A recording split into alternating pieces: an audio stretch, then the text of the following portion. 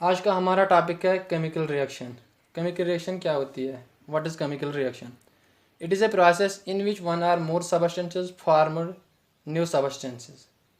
ये एक प्रोसेस है जिसमें एक या एक से ज़्यादा सबस्टेंस एक नया सबस्टेंस बनाती है।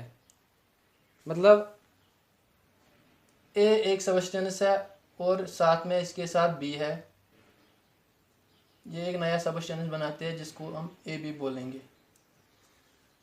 और it can not be reversed by physical methods.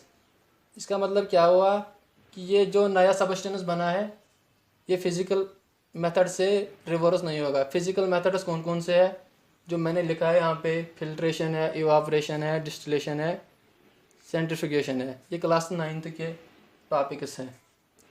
और इसके बाद आता है कैरेक्टरिस्टिक ऑफ केमिकल रिएक्शन। उसमें पहला पॉइंट आता है चेंज इन कलर। ये क्या होता है? जब केमिकल रिएक्शन होती है, जो नया सबस्टेंस बन रहा है उसमें कलर में चेंज आती है। ए का कोई कलर होता है और बी का कोई और कलर होता है। तो जब ये न्यू सबस्टेंस ए बी बना रहा है उसका कलर चेंज होगा। और इसी तरह टेम्परेचर में भी चेंज होगी। स्टेट, जो चेंज इन स्टेट है तीसरा पॉइंट, इसमें होता है अगर कोई ये ए है ये सॉलिड होगा और ये बी ये लिक्विड होगा। जब ये नया सबस्टेंस ए बी बनाएंगे ये गैस हो सकता है या और कोई, मतलब सॉलिड, लिक्विड या गैस, उसे चेंज इन स्टेट कहते हैं। और एवोल्यूशन ऑफ गैस, या गैस भी निकल सकता है। जब ए बी मिल जाएंगे तो गैस भी निकल सकता है। और इसके बाद आता है chemical reaction occurring in our daily life. इसका क्या मतलब है? जो केमिकल रिएक्शन हमारी रोज़मर्रा ज़िंदगी में होती है वो कौन कौन सी है?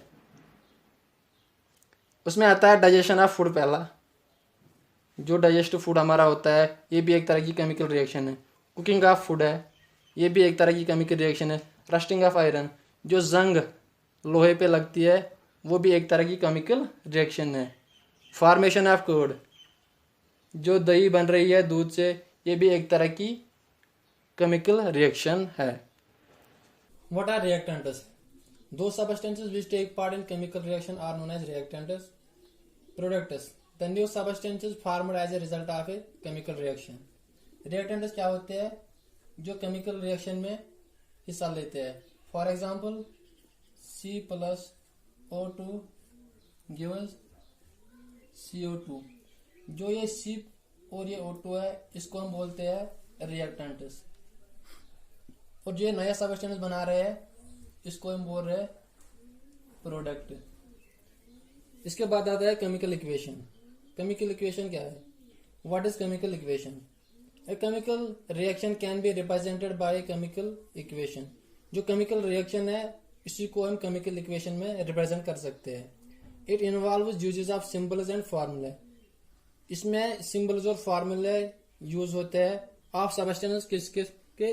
रिएक्टेंट्स और प्रोडक्ट्स के। With mention their physical state, और उनकी जो फिजिकल स्टेट होती है उसके साथ लिखे जाते हैं। फिजिकल स्टेट मतलब सॉलिड हो गया, लिक्विड, गैस या एक्वस। एक्वस का मतलब है जिसमें सॉल्वेंट वाटर होता है। A solution in which water is used as a solvent. उसके बाद आता है steps involving in writing a chemical equation. इसमें 3 स्टेप आते हैं। पहला आता है the symbols and formula of the reactants are written on left hand side। जो सिंबल्स और फार्मूले होते हैं रिएक्टेंट्स के वो हम लिख रहे हैं लेफ्ट हैंड साइड में, LHS साइड में। और जो 2 या ज्यादा होंगे उनके बीच में प्लस साइन हम डालते हैं। हमारा जो दूसरा पॉइंट है वो है the symbols and formula of the products are written on left hand side with plus sign between them. जो सिंबल एंड फार्मूला प्रोडक्ट्स के होते हैं वो left hand right hand side में लिखे जाते हैं और प्लस साइन उनके बीच में डाला जाता है। तीसरा पॉइंट उनका है an arrow sign is put between the reactants and products.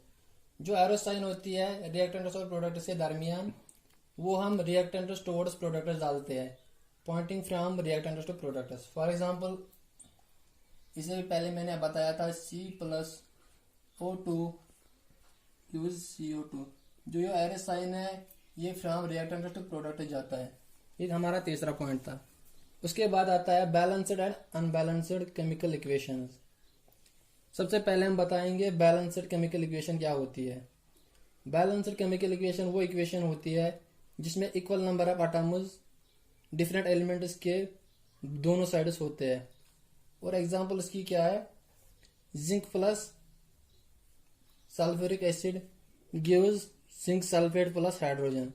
जो ये सल्फ्यूरिक एसिड है ये डाइल्यूट सल्फ्यूरिक एसिड है। जो ये जिंक है ये डिस्प्लेस करता है हाइड्रोजन को और बनाता है जिंक सल्फेट और हाइड्रोजन गैस।